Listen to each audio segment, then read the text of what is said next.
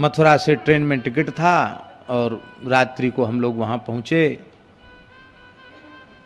तो जब जा रहे थे महाराज जी, उसी समय उनका एक पीतल की बाल्टी थी, उनकी कमंडल, उसको एक हमारे मोहल्ले का ही था, जगन्नाथ घाट पर रहता था एक जाट देवता, एक नंबर चोर था, ब्रजवासी था। तो महाराज वो आया रात्रि को और महाराज जी की ही बाल्टी उसको मिली, लेकिन महाराज जी जग रहे थे, महाराज जी ने टोका नहीं। सवेरे महाराज जी बोले, उनके महाराज जी बाल्टी कहाँ गई आपकी कमंडल? तो महाराज जी ने नाम भी बताया कि वो जगन्नाथ घाट वाले जाट देवता आए, वो ले गए, आज कहीं कुछ मिला नहीं होगा तो ये ले गए, कोई बात नहीं। तो महाराज जी आप जग रहे थे? बोले हम जग तो रहे थे।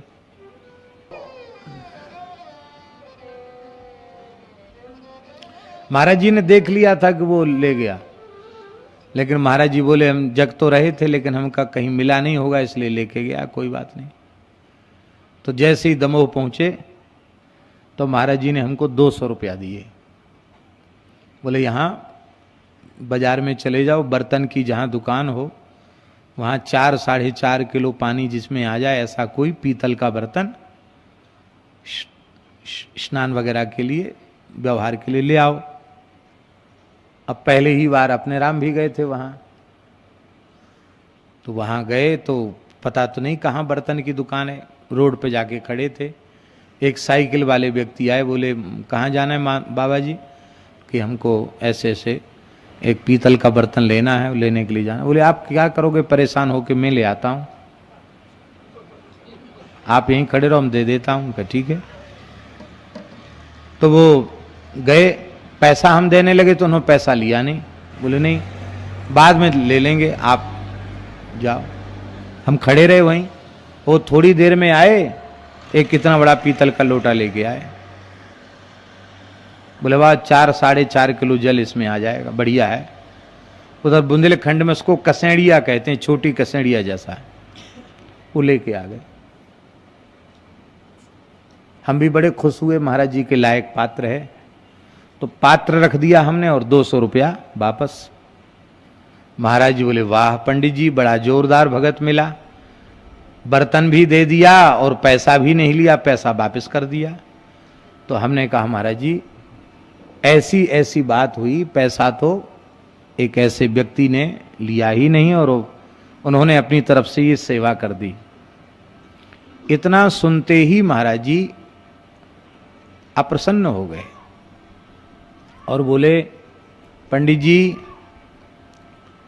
जब से ग्रह त्याग किया गया है तब से अब तक स्मरण में हमारे नहीं है कि हमने अपने व्यवहार के लिए अत्यंत अत्यंत आवश्यक वस्तु की भी याचना किसी व्यक्ति से की हो।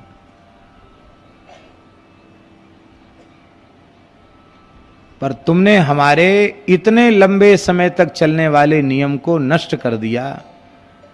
तुम्हारे जैसे जो लोग होते हैं, हमसे बोले महाराज जी तुम्हारे जैसे जो लोग होते हैं वो ऐसा ही करते हैं, गुरु जी के नाम से, भगवान के नाम से याचना कर लेते हैं, मांगने लग जाते हैं, और तुमने हमारा नियम नष्ट कर दिया। अब तुम हमारे साथ रहने योग्य नहीं हो,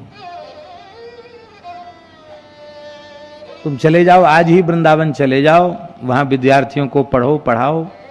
क्योंकि हमको पंडित जी कहते थे, महाराज बोले तुम्हारे जैसे पंडितों का मांगने का अभ्यास रहता है तो मांगो खाओ, पर तुम हमारे साथ नहीं रह सकते हो। अब हम रोने लगे।